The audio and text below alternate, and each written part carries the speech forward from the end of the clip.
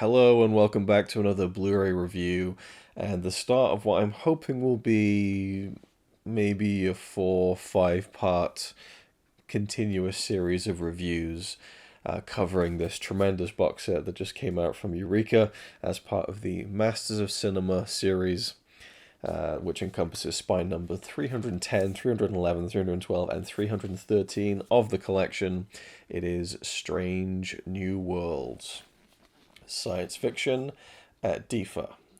So DIFA is East German, or was an East German film studio, and they produced a number of science fiction films in the 60s and 70s, and this box set contains 4 of them.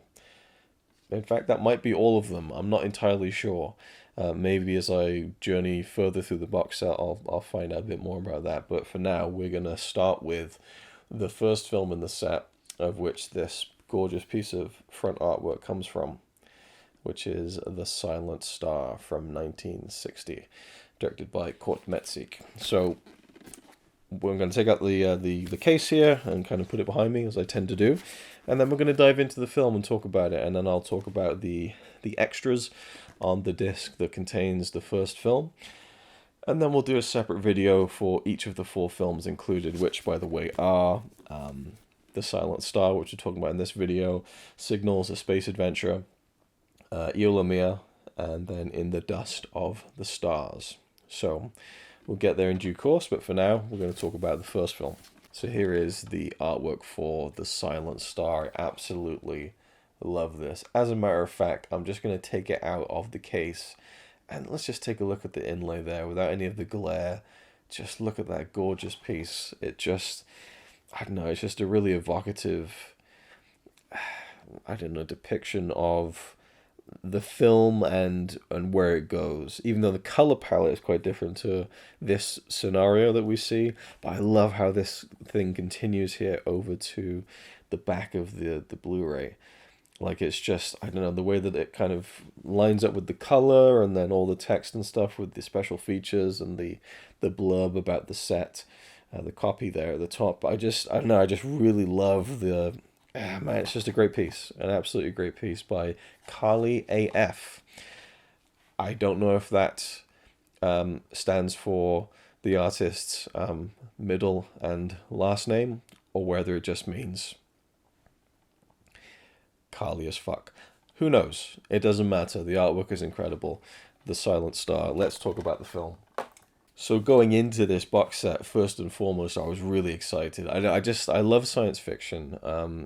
Even if it's like an older film where the budget isn't huge and it's more about ideas than special effects. But then you look back in like the early first steps of cinema, and science fiction's all over it. You know, the Georges Méliès films, not even A Trip to the Moon, but there's other ones that he did which are really fascinating visually, and it just, I don't know, it's funny to look back on a film from the 1890s that depicts humans looking up at the stars and then depicting these fantastical visions of them. And I just think that, I mean, A Trip to the Moon itself is just such an amazing film, really, for its time, but also just the imagination of it. And so I can be quite forgiving for like an old sci-fi film with maybe ropey effects, but if the ideas are there and the intrigue is there, then I kind of get really swept up in it. But I will say, for these 4 films in this box set, Strange New Worlds, I didn't really need to worry too much about ropey looking special effects. There's some really good, I mean, I was impressed, I have to say, by the level of craftsmanship and obviously money that went into these films. It was quite impressive, I have to say. Well, I've already said impressive, but I've used it twice, and justifiably, I think. I don't know, I just was quite taken aback, especially by, I would say, Signals, the second film in the set. That was probably the most impressive of the bunch in terms of the visual effects and the practical effect. But anyway, getting ahead of myself, The Silent Star, 1960, again, directed by Kurt Metzig. This one revolves around, actually, before I even get to the story, I loved the opening score and just the titles. There's something about it that felt kind of a very classic sci-fi movie to me. I felt like Jerry Goldsmithy. I don't know, there was something about it, like an eeriness, you know? It felt a little bit like Planet of the Apes, and when was Planet? Oh, Planet of the Apes was way after this, 68. So it wasn't really a kind of responding to that either. In a way, it felt like a you know original, maybe. I don't know. Original is probably an interesting word to avoid when talking about science fiction, because there's just everyone's influencing each other in that genre. But I just was instantly thought of like Jerry Goldsmith, and just I don't know what the instrument is. It must be something to do with the instrumentation. It's something that it has this eerie sound to it that feels like it's from another world that Jerry Goldsmith goes to for stuff like Planet of the Apes and Alien, and there's a little bit of that in the opening credits of The Silent Star, and it just felt like an overture to the whole story. There's a mystery baked into that piece of music that was, I'm assuming, composed for the film. It's just a really good way to start, I think. And there was a little note at the end that I thought was quite funny in the subtitles. You get all the actors' names, of course, and it's quite an international cast, but towards the end of the title sequence at the beginning, it said something to the effect of, and many other actors from other nations, and Omega the robot. So the robot gets a kind of starring credit in the opening titles. But the story is about this strange rock that's found in the Gobi Desert. So scientists are trying to analyze what it is, and they soon figure out it's not from Earth, and it's this kind of like glass kind of cylinder kind of thing, this kind of artifact, and they soon realize, as I say, that it's not from this planet, and then they've got to try and figure out, well, where is it from? And using kind of, process of elimination and calculations, they decide that it's most likely from Venus, and they believe it contains a magnetic recording in an alien language. So all that kind of stuff just instantly fires off my imagination, and it takes me back to being a child and being fascinated with space and the idea of aliens and other worlds, other civilizations, things like that, and growing up loving science fiction films as well. So I just love a good hook like that gets a film started, and a mystery, really. I think most good science fiction films are based in some sort of mystery. I guess science itself is based in mystery. It's like, trying to answer an unknown. And that can be quite exciting when you place it in the realm of like an adventure film. And apparently, I was going to get into it later on, but like these films very much have a specific kind of political slant, shall we say, being made in East Germany in 1959, 1960. But apparently DIFA didn't want these films to be known as science fiction films, and I forget the exact term, but it's something like they called them utopian realist adventures, right? So, and there is this kind of utopian feel to it, which I certainly didn't get as I was watching it, and that's the thing I have to admit up front here, because there is a lot on this, even on this first disc of the set, about the certain political slant, as I said, that these films are coming out of. This film in particular was one that went through many different script changes and alterations based on kind of government approval, which just seems kind of anti-art in a way.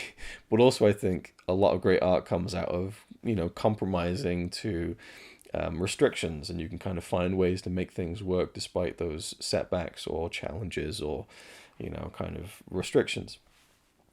Anyway, so if I was to kind of sit down and watch all these films, just, blind, fresh, and then you had to put me in a room full of like academics, film scholars,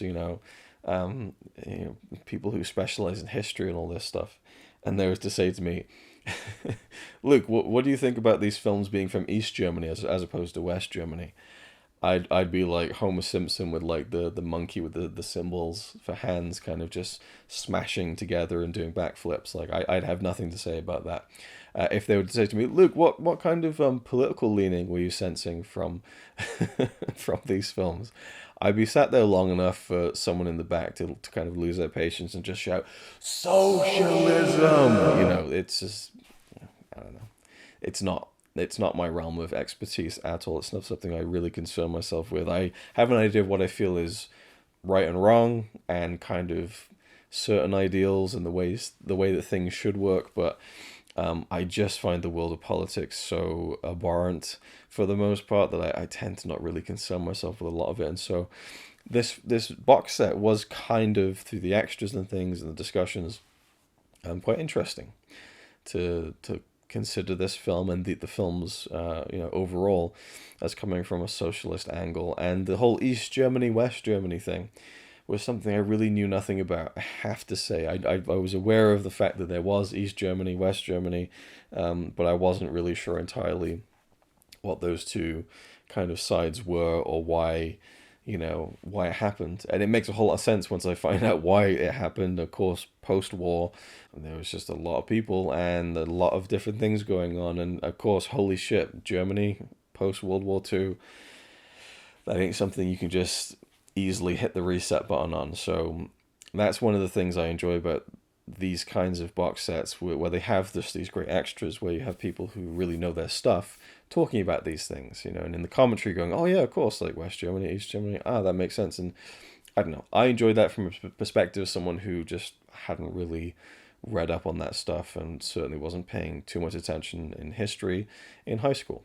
Anyway, all that aside, I just watched this film and I enjoyed the kind of, you could say it's the kind of utopian propaganda, probably not propaganda, well, maybe, I don't know, but the utopian push of kind of, this is what we believe in and everything. I just looked at it as like, well, this is really cool because it's like a multicultural international team who are kind of put together to go to Venus to kind of find out, what this message is, where it's emanating from, and whether they should, seek out another life form or another species and make the first contact to, an alien society, perhaps. I really enjoy all that stuff, and I just loved how, again, once the kind of the crew gets put together, you have a Japanese doctor who joins. You have a Chinese. I'm trying to remember all their like specific functions. The Chinese scientist was a specialist in linguistics, I think, and also there was an interesting kind of throwaway line about the Chinese linguist. His name was Shen Yu, I think, and they say in like a voiceover as we're introduced to the character that he had kind of invented this form of transforming inorganic material into edible food, basically, thus eradicating world hunger. I thought, well, hang on a minute. We just ran right over that sentence, like utopia, right? But that I found interesting. Okay, so a world without hunger, would that fundamentally change society and international cooperation? Wasn't something I was really thinking of too much, but afterwards I was like, hang on a minute, there was that line about eradicating world hunger. That was kind of interesting to me. So we have the Japanese doctor, played by Yoko Tani, Dr. Sumiko. I read some criticism that she, yes, it's a woman who's Japanese in space, but she's just kind of giving the men on the ship drinks and stuff. But I do think that her character is pretty fundamental to the heart of the story.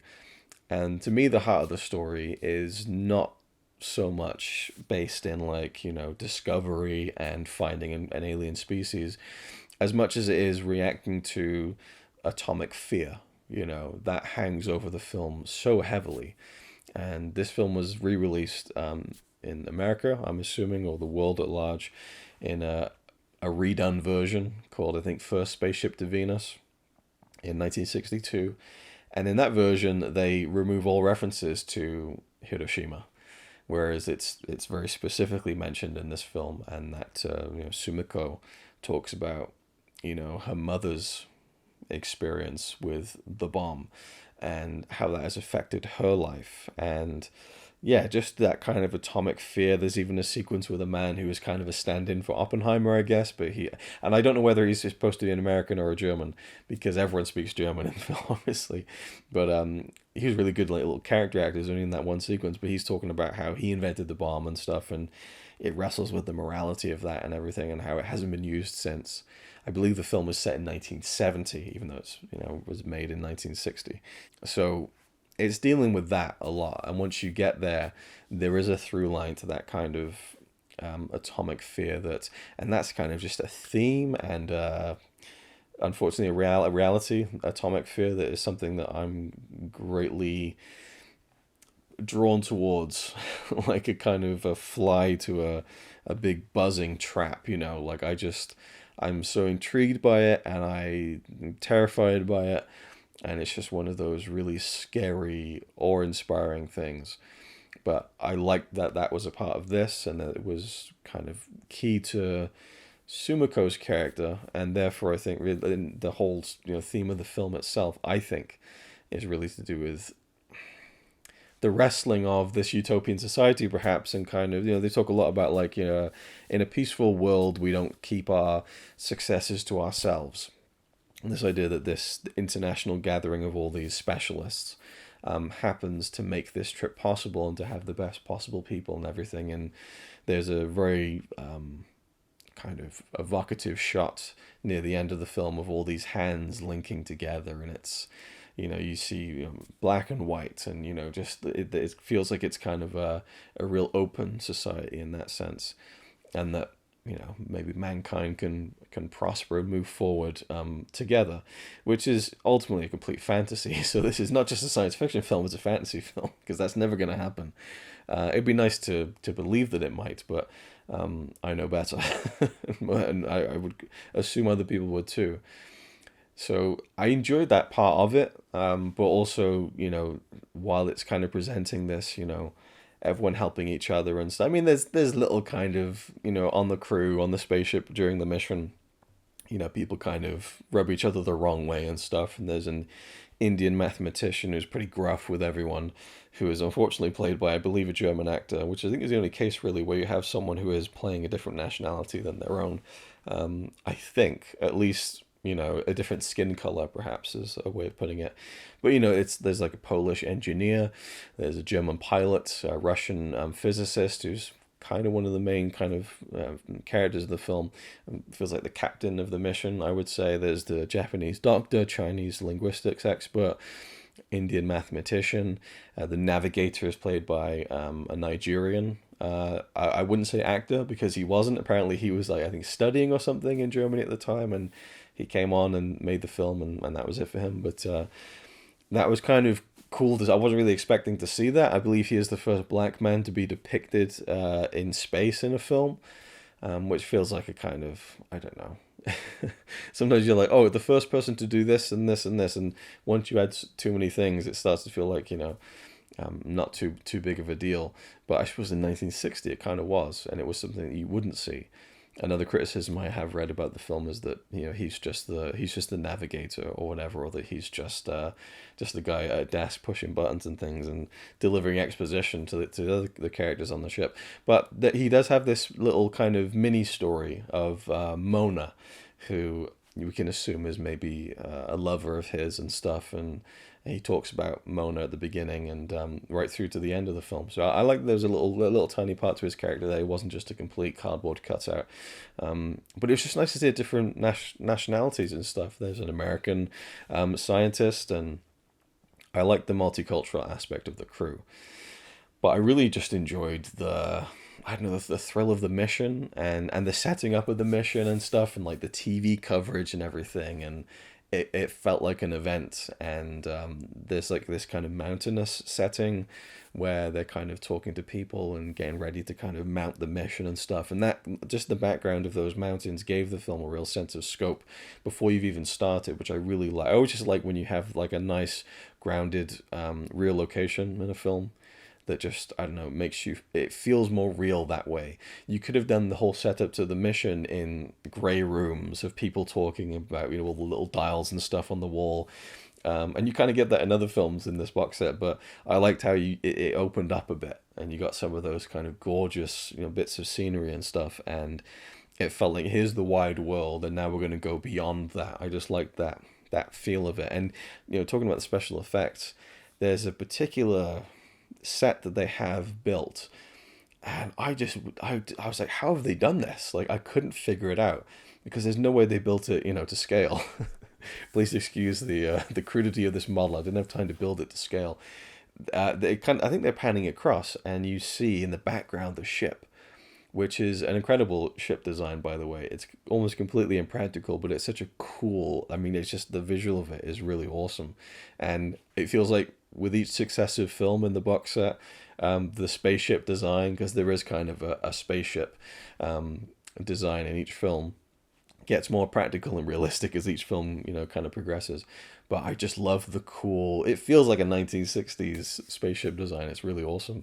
But it's way off in the distance on kind of the landing pad, the launch pad.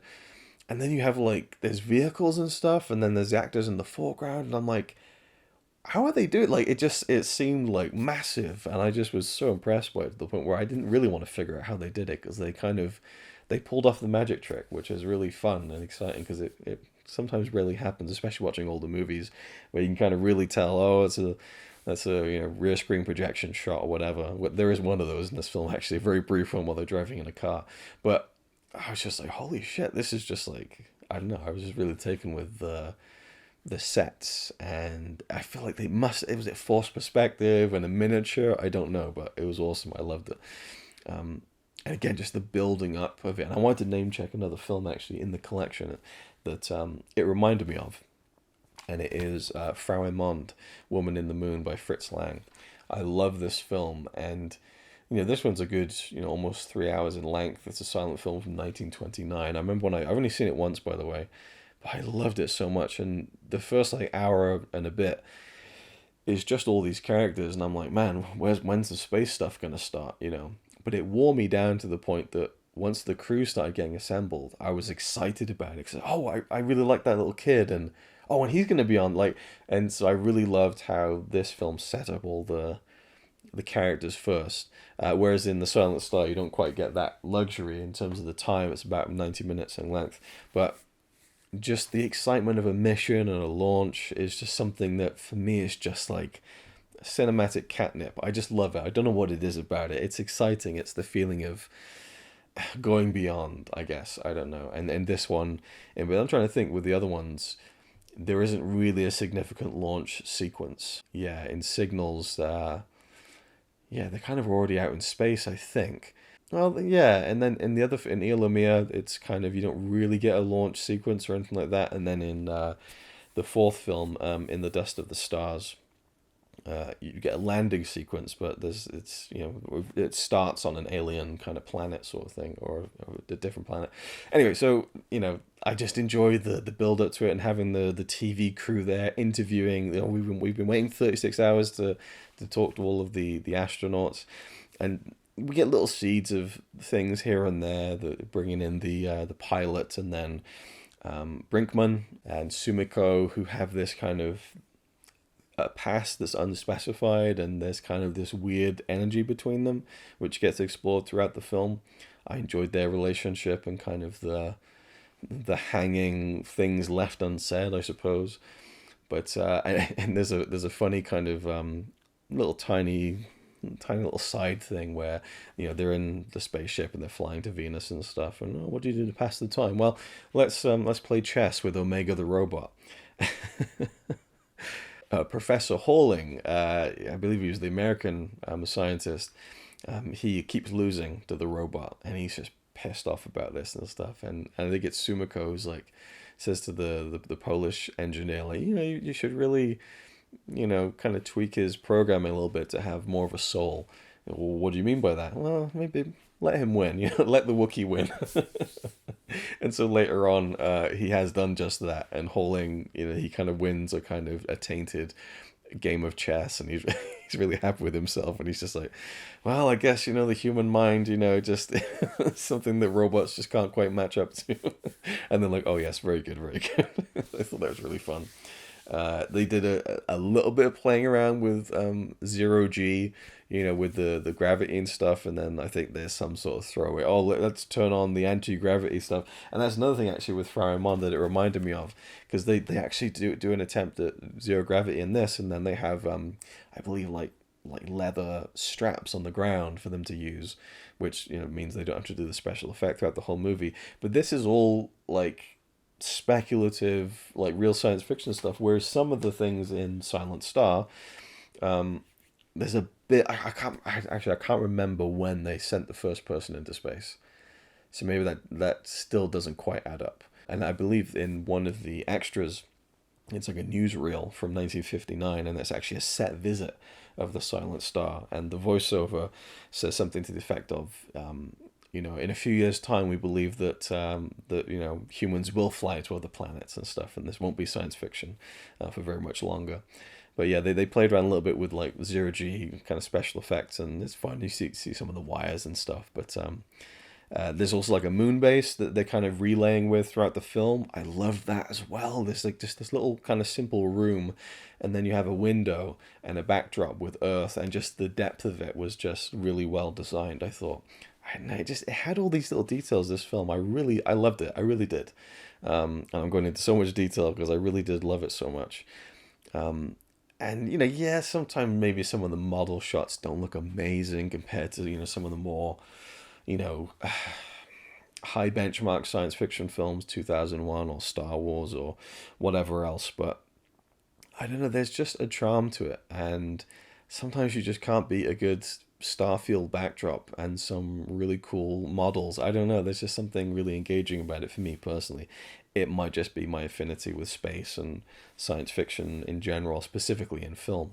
And as I was saying, because I kind of got lost track a little bit there, with Farrah Mond, as you kind of have like an hour to set up the characters, you don't have the luxury of that in this film.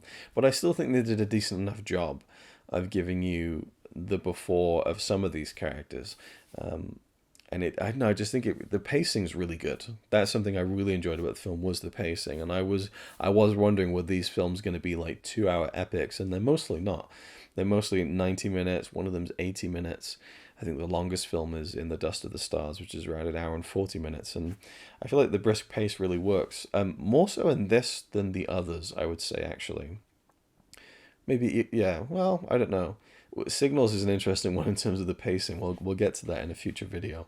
But I loved the flow of this one, as far as the setup, the mission, and it feels like a really clean 3 act structure in that sense. Is the setup, the mission to Venus, and then landing on Venus and everything that happens on Venus, which is really cool. I don't want to go into like almost too much of that either, because I just think some of what they did there was really cool. And I don't know, just seeing the landscape, because I was thinking like, what's it going to look like? And because obviously it's not going to be like realistic, it's going to be more like this imagined version of Venus. And I just thought, how crazy they're going to go with it. And I liked how it was a bit grounded. It felt like almost like a real alien planet might look like, with just little strange additions. It's kind of like a glass forest, I think he describes it when Brinkman first lands. And there's a sparseness to it, but there's also this feeling of the unknown and something alien, I suppose. Not organically alien, but kind of alien to us as kind of what we have on Earth. And then once you get to this big orb, like that was just like, oh, what is going on here? What's that? And well, I don't want to go into too much of it, but I love the way that it slowly peeled back new bits of strangeness. And then as they kind of figure out what they're going to do and how far do they explore on the kind of surface, and is there something there with them? Oh man, I just loved it. It's just such a cool film. And it just does almost everything right, I think. To the point I can't even really identify what it doesn't do right. It just wasn't maybe a film that was just like, amazing dialogue or like, wow, at the end or anything like that. It didn't have that extra punch that, a 5-star film might have.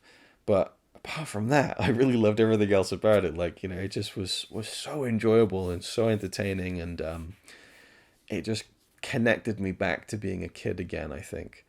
I don't know. I feel like I would have loved this as a kid. Like, really would have loved it. And man, I tell you what, that's why I just fucking love this stuff. I'd never heard of these films before. When they first announced this months ago, it was like it wasn't even like they announced the box set. They announced that they were doing releasing films from DIFA, and there was the kind of image of an astronaut. And I remember someone commenting online like, oh, this is cool, but I've looked on IMDb and all of the films have around a 6 point something rating. And I thought, like, you boil this shit down to ratings. I guess I just talked about what makes a 5-star film, but I can't imagine going to like the Internet Movie Database and being like, well, what percentage does it have before I decide to watch it? Yeah, sometimes I'll look on Letterboxd and get more of a kind of everyman look at kind of what people generally kind of, rate this and stuff. But the fun is going in clean and blind yourself and just seeing what you think of it. And so, I don't know. This is something I never would have sought out myself. So I'm glad that this got released. And another gripe, I think, that's getting a bit old hat now for me, if that even applies. It's getting old. It's is the whole like, well, who's the master of cinema in this box set? Is it the director? Is it one of the actors? And it's just like, is it the studio? Um, I've talked about this before. It's a cool title for a collection of, kind of classic films, the masters of cinema. And you could have all the great directors and everything and stuff, but up to a certain point, Eureka release what they release. Arrow Video release what they release. Criterion, they have their own, and all these different labels, they kind of have their own wheelhouse. And it changes and it shifts and it moves as the years go by, and different things sell differently, I suppose, and it's a business at the end of the day. But for me, the MoC collection doesn't represent like the top of the top elite master filmmakers. It's something more than that. It's a wider collective of filmmaking. It's a broad spectrum of cinema. And are any of the films in this box set like stone cold knockout 5-star masterpieces? No, absolutely not. But I really loved two of them. I really enjoyed the other one, and another one I enjoyed it, but it was, a bit very weird. But I enjoyed the weirdness of it, and we'll get to that when we get to that, and I won't spoil which one it is. But yeah, there's two in particular, this one and there's another one that I just loved. And, I'm so excited that I got to see them, because I wouldn't have, known about them to find them in the first place. I don't know. It's cool. It's why I collect films. It's why I love boutique labels. And, I'd rather be watching this than, what, I say that, we just watched like Twisters and I fucking loved it. It's not an amazing film, but, sometimes you just enjoy, good old American entertainment. So I'm no snob in that sense. Like, I love the Marvel movies. I think Endgame is a masterpiece, but I find this more exciting because there's a kind of prestige to the vintage of it, being a film that is at this point in time like 60, 65 years old. That's mad, isn't it? And if you go another 65 years beyond that, we're in like 1895 when science fiction first started. Anyway, God, it's just, again, there's so much I could talk about. I knew this one was going to be a long one, and we're only just on the first film, but I think this will be the longest one because this was my favorite film of the set by far. So I had a lot to talk about. And it's one thing to have like, great special effects or really good special effects that kind of capture your imagination, and to be wowed by like the mission of it all and the pomp and the circumstance. But if the characters aren't really there, then it dips down for me. And the characters were there. There was good characterization, and I really feel like Yoko Tani as Sumiko stole the show. There's a real depth to her character. And there's the line that really took me aback was when Brinkman says to her, he's kind of concerned about her and everything, and he's like, well, your role in life is to preserve life and to bring a child into the world. And I thought, fucking hell. Oh, times were different, right? Just that kind of, that expectation said so bluntly. But that it was in service of bringing out a revelation of her character.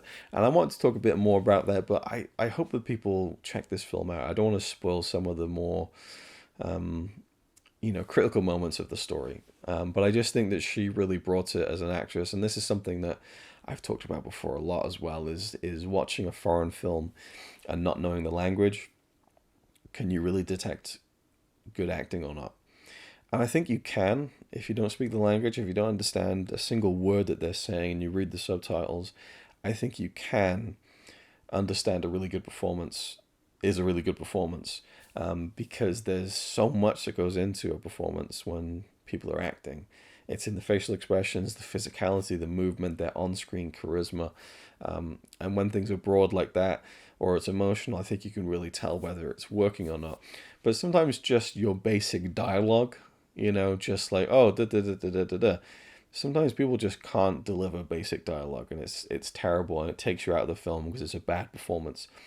I think those negative subtleties are a lot more difficult to decipher when you don't understand the language. That being said, I just feel like she was so solid throughout the whole film, and when it came to the more emotional parts, she really nailed it and brought it home.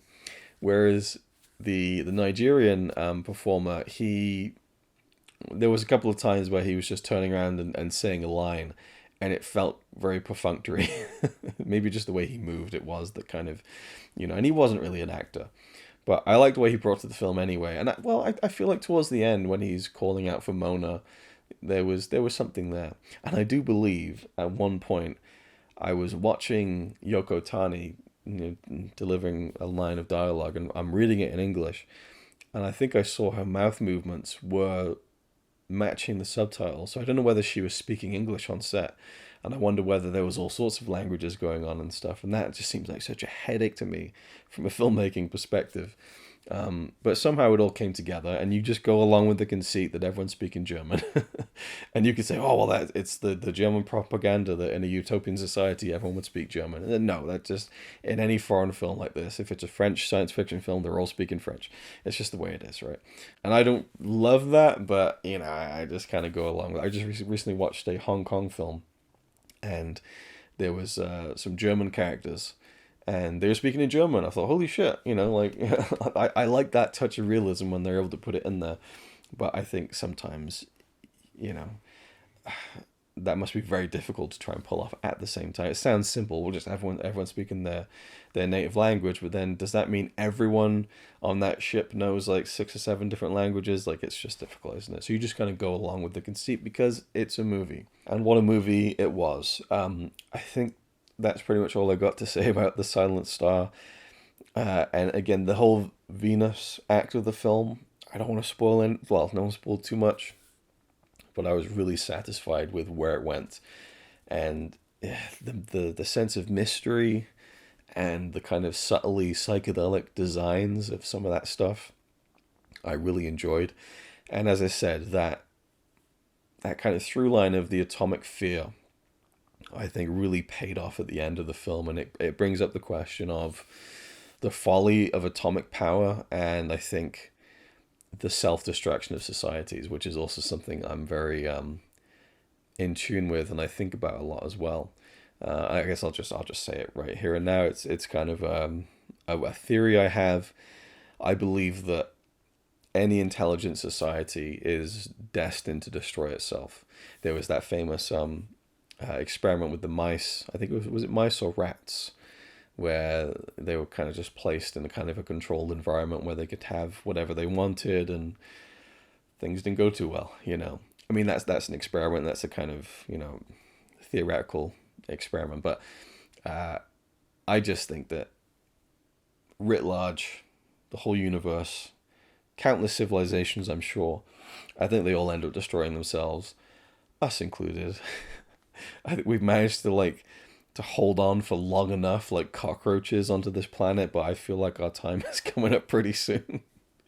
Maybe not soon to us, but as far as the kind of the span of the universe and time itself, within a blink of an eye, we're gone. I just, the planet will keep on going without us, but I just think, if not a complete wiping out of ourselves, I think at the very least, a great reset is probably going to be down the line.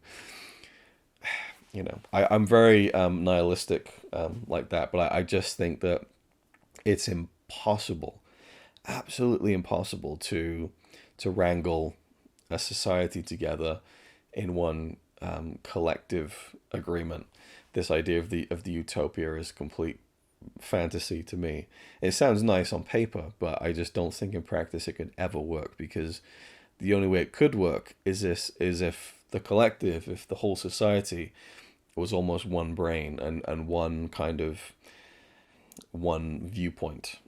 And that's just not what humanity is. Humanity is everything. It's so many different viewpoints, different opinions, different feelings, different people, different idiosyncrasies. And so I think there's just no way you can ever make it work. So I enjoy stories that kind of propose the question of, does every society just end up destroying itself? And is the invention of the atomic bomb something that will greatly accelerate this process? And amidst of all that, you have the fun part of the movie, which is the mission to Venus. I don't know. I love the film, and I liked some of the themes and the characters, and it was a really good time. So, and the music was really good too. So, The Silent Star. There we go. Did I have much to say, really? Wrapped it up fairly quickly in about, what, 45 minutes? Jesus Christ. I've been filming for 45 minutes. I'm sure I've cut some stuff out. Anyway, let's talk about some of the extras.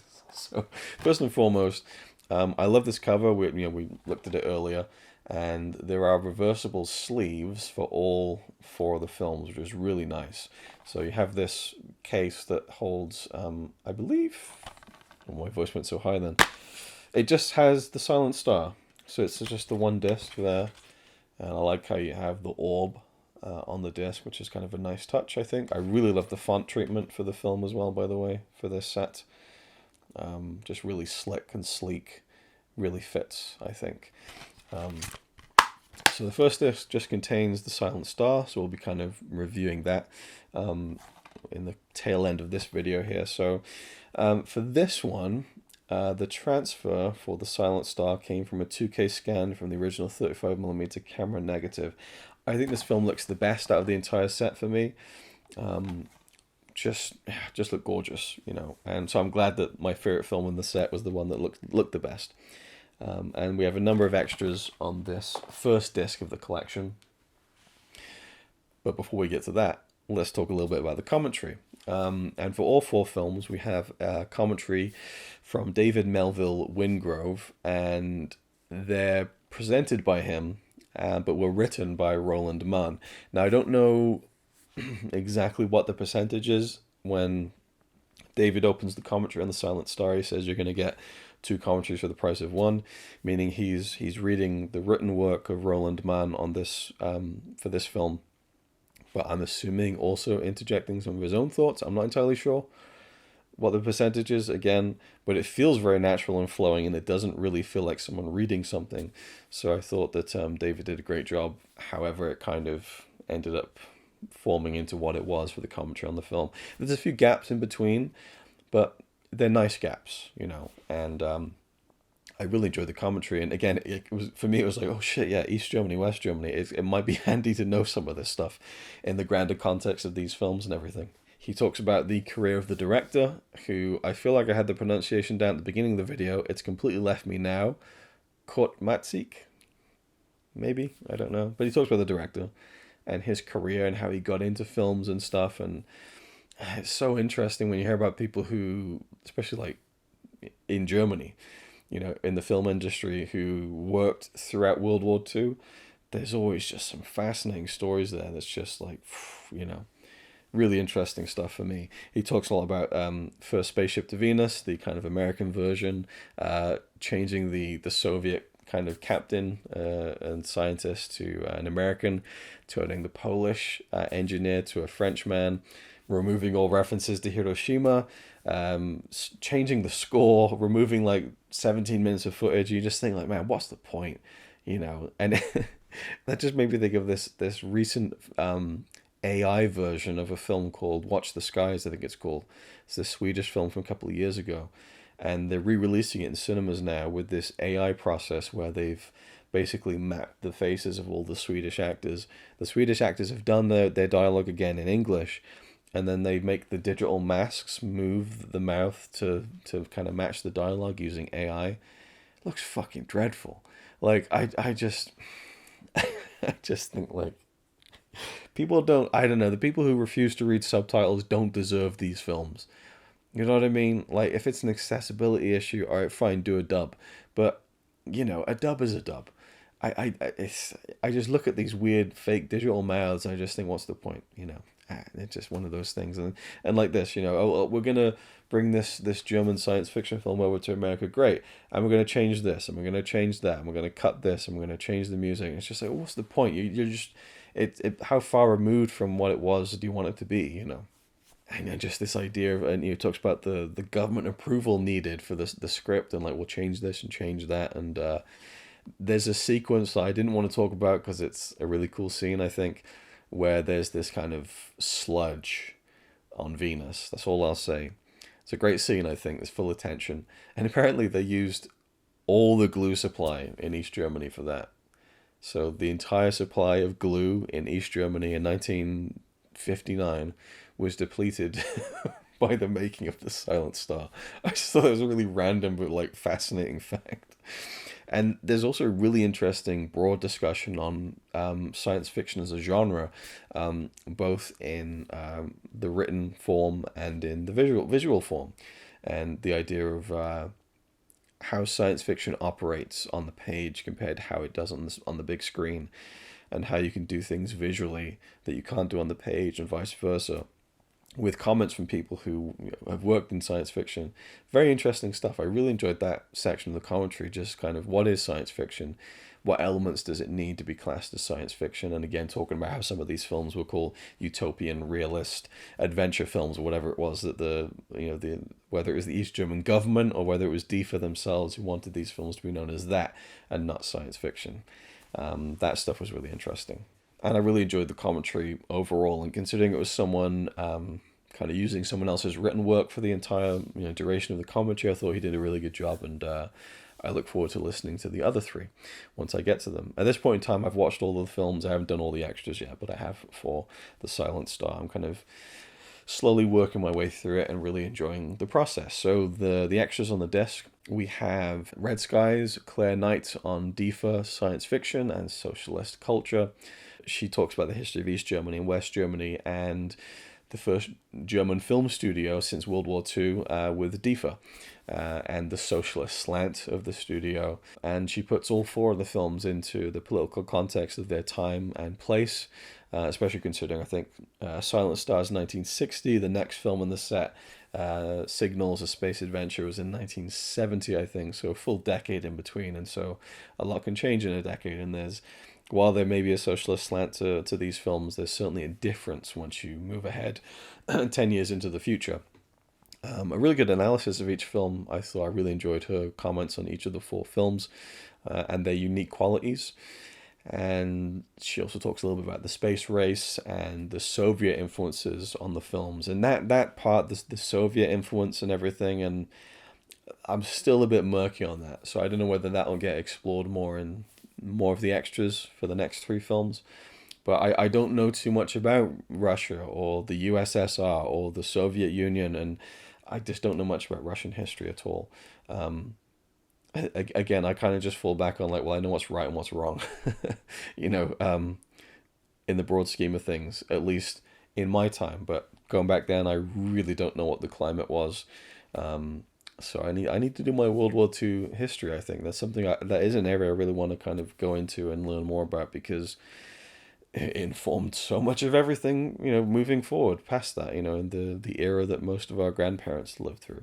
Anyway, I really enjoyed this piece. It was 32 minutes long, and it's just, I don't know, I was like, yeah, this is like the perfect kind of thing to dive into once I watched all four of the film. I wanted to watch it straight away after I watched The Silent Star in the beginning of my journey with this set, but I thought, well, there's probably spoilers for the other three films, which there were, kind of. It talks about them and shows clips and things.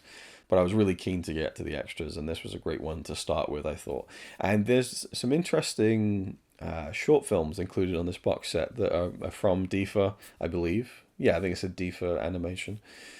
And so it's related to the studio, of course, and they kind of have science fiction elements to them. So they may not be like, as far as I'm aware, kind of space exploration stories, but they're kind of related to the genre of sci-fi. And the first one is The Robot from 1969, 15 minutes long, directed by Klaus Georgi. Pronunciation might be up in the air on that one. I really loved this one. I didn't know where it was going at first, and at first it was quite childish and simple. It's this exhibition that this inventor is putting on in front of an audience where he has a robot, I'll leave that in for free, a robot on stage.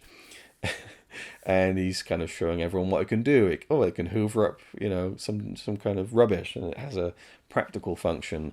And it can do mathematics. It has a kind of, cerebral, function of, working out. And it just made me think of like AI. It really made me think of AI. Just like, well, just chat GPT it, like, well, I want to work this out. Well, just feed it into Grok, it was just so interesting that this like strange little animated science fiction film from like 50 plus years ago just made me think of where we are now today, where we do have a robot that's like in can fit in the palm of our hands and can do all of these things, and we don't need to use our brains for certain things. We can just say, do this math for me. I mean, calculators kind of form the same function, I suppose, but I mean, the way that AI can kind of calculate these huge things, and jury's out on how accurate it can sometimes be, but it just made me think about that. But anyways, he's showing off this robot. I'm sorry, this robot, and there's these two kids in the audience, and they kind of become enamored with it. And once the exhibition ends, they sneak in, and they steal the robot. And I'm like, okay, this is interesting. I guess they just thought the robot was really cool. But no, they bring the robot back. But the robot, why do I keep saying robot? I was like, my tooth is bugging me or something. They bring the robot back. And they're like, right, do our math homework. I thought that gag was just so fucking funny. The fact that they stole this robot just so it could do their homework for them. And then chaos just ensues from there, and it just goes crazy. And I don't know. And there's a great gag in it because like the inventor's showing off like how proficient this robot is. I can laugh every time I say that now. With like solving, like it's like 2 + 2, 4, and then like, oh, this more complex one, and then it's just like E = MC², and it just, and the crowd are clapping and stuff, and you get to see all these cool things that the robot can do. And then afterwards, the robot goes down the line of like picking up, I think it's like the inventor's coat and his jacket and scarf. And then there's an empty hook on the end, and the robot just pulls the hook out of the wall. I thought that was such a great gag because it's just so like, oh yeah, it looks like this amazing thing that's gonna like revolutionize the world, and then just the simplest of tasks, and it misses that last bit. It just has that screw loose, and you see that with AI as well. I think I saw something that was like someone had asked an AI, probably ChatGPT or something, how many R's are in the word strawberry? And it's like, there's 2 R's in the word strawberry.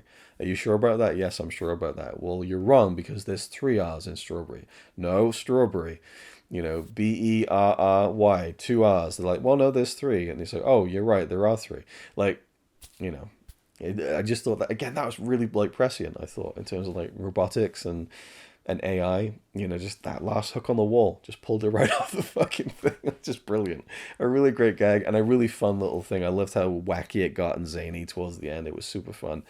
One of those great little oddities that I really loved was included. It just, and in high not it's not no like amazing 4K transfer, but like it's, it's not in standard def. And I always love any kind of animation in high definition where you're able to really see the work, and it's a fairly simple and animated short, but I'm such a fan of animation. It's just really cool to see.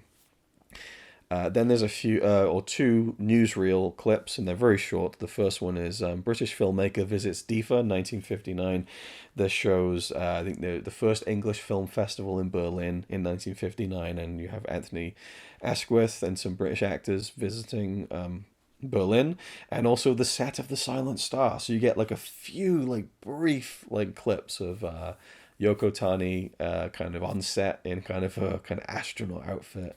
It's just really cool to see behind the scenes footage from films that to me feel obscure, and obviously that in East Germany it's like, oh, it's a it's a big budget film that they're making, it's a big deal, but you look back on it now in the grand scheme of things, it doesn't feel like some great big classic movie or anything. So to just see like behind the scenes footage, I thought was amazing. And then the set in that one was like 90 seconds long. And then the other one was a rocket in the Soviet zone, also 1959, that talks about how the West Berlin tabloid press were reporting that a faulty rocket launch had taken place. But what it really was the set of The Silent Star.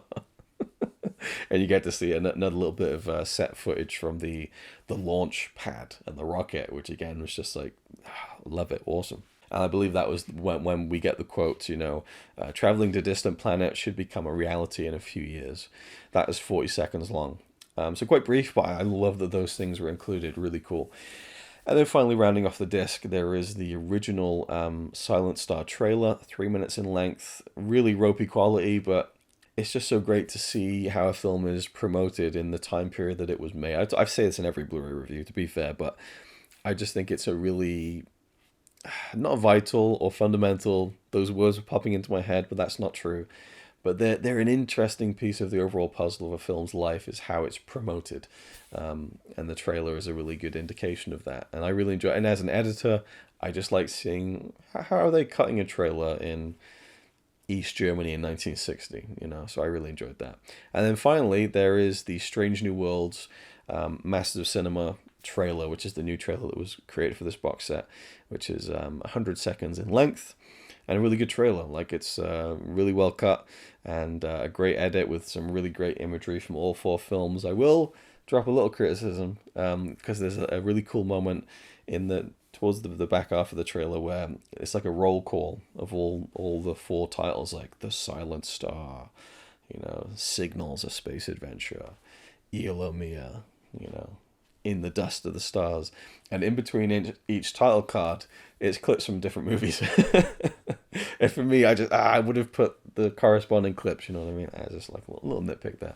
Anyway, I really I don't think they've really done much of that, include their own trailers, because I'm pretty sure every release Eureka put out now, they have their own tailored trailer, and it isn't often on the disc. I like that they included him. So, yeah. So there we go. That's pretty much it. I kind of waffled along a lot. I waffled a lot along the way about maybe unrelated stuff. I don't think it's unrelated, talking about AI and things like that, but and again, just the idea of artificial intelligence and stuff. And the robot was really cool in this film. Very primitive, not quite advanced to the levels of Happy Birthday Polly, but they'll get there in the 1980s for sure. The Silent Star. Thank you for watching. Hope you enjoyed. If you've seen it, let me know what you think of it. If you've watched this video all the way through, what is wrong with you? Seriously. But if you have, thank you. I appreciate it. And I'm just excited to talk about these films. So that's pretty much it. Join me next time when I'll be talking about Signals, A Space Adventure. Until then, thanks for watching, and I'll see you in the next one.